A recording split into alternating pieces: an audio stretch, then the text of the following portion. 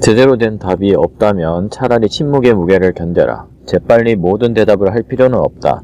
제대로 된 대답을 못하는 것보다는 침묵의 무게를 견디는 모습을 보여주는 편이 낫다. 매우 큰 이해관계가 걸린 경우 질문에 대한 대답이 망설여질 때가 있다. 상대가 다른 의도를 깔고 있는 건 아닌지 걱정되기도 하고 또 본 사람들의 시선이 등 뒤에 꽂히는 것이 느껴져 저도 모르게 식은땀이 흐른다. 혹은 회의실에 있는 전원에게 자신을 제대로 각인시켜야 할 것 같아 초조해지기도 한다.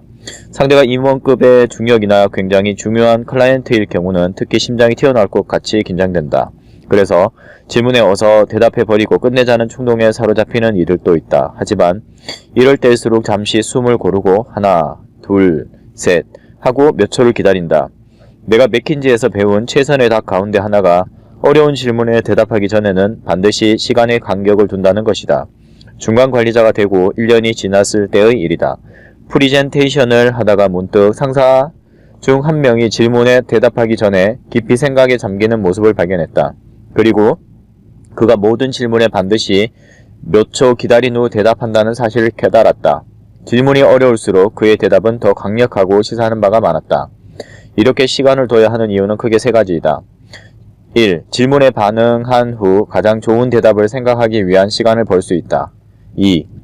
침묵이 대답의 무게를 더 무겁게 하기 때문에 듣는 이는 보다 큰 가치를 느낀다. 3. 상황이 좋지 않거나 긴박하면 과잉 대응을 하기 쉽기 때문에 시간을 두고 마음을 진정시킨다. 질문을 분류해서 파악해 두면 항상 상대방을 앞서 나갈 수 있다.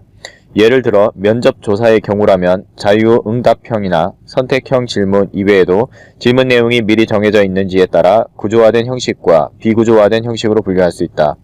프리젠테이션 후의 전형적인 질의응답 상황에서 나오는 질문은 다음의 4가지 정보 수집형, 발견형, 평가, 비교형, 도전형으로 분류할 수 있다. 앞서 이야기한 상사와 나는 프로젝트의 최종 수정 회의에서 이 건에 대해 더 자세히 이야기를 나눴다. 표 2-1의 가장 아래에 있는 사실 확인을 위한 정보 수집형 질문은 단순하기 때문에 신속하게 대답한다. 사실 확인을 위한 질문에서 발견형, 평가형, 마지막에 도전형 질문으로 갈수록 대답에 필요한 시간을 더 많이 할애하는 방향으로 시간 분배를 하면 좋을 것이다. 적절한 관점에서 대답하는 수준을 넘어 경험이 풍부하고 신뢰할 수 있다는 인상을 깊이 남길 수 있다. 각 분야별 전형적인 질문의 예를 꼭 참고하길 바란다. 방어전으로 전환하지 않는다. 눈치챈 독자도 있겠지만 이유나 정당성을 설명해야 하는 질문이 가장 대답하기 어렵다. 빠지기 쉬운 함정은 질문에 대해 방어적이 되는 것이다. 앞서 소개한 에피소드의 프로젝트에서 클라이언트의 고객관리 업무를 담당하는 부사장이 왜 공장에 가지 않느냐고 가차없이 질문을 던졌다. 그러자 상사는 시간을 두고 먼저 상대가 하는 말이 타당하다는 것을 확실히 인정했다. 그리고 과정과 방법에 대해 우리 쪽의 실행 계획을 신중하게 설명했다. 그건 그렇지만 실제로 실행하는 데 필요한 시간과 자원이 부족하고 다른 이해관계자의 승인도 필요합니다와 같은 반론을 하는 것이 아니라 건설적인 대답을 하기 위해 노력했다. 회의가 끝나고 그 상사는 더 어려운 질문에는 메일 또 사용하지 말고 정식 회의 이외의 상황에서 대답하는 편이 더 좋다고 알려주었다. 그 자리에서 100% 정확한 대답을 할 필요가 없는 질문도 있다는 사실을 기억하자.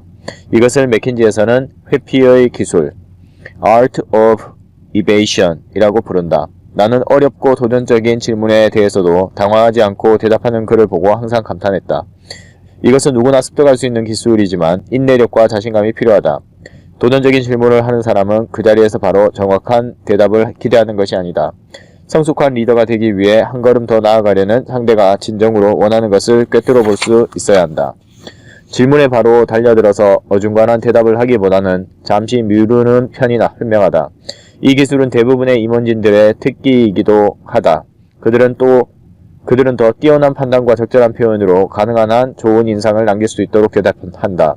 마지막으로 중요한 포인트는 자신감이다. 자신의 말이 설득력을 가지기 위해서는 자신감이 필요하다. 회의실에 들어서는 순간부터 자신감 넘치는 태도를 보이는 것이 결국 가장 중요할지도 모른다.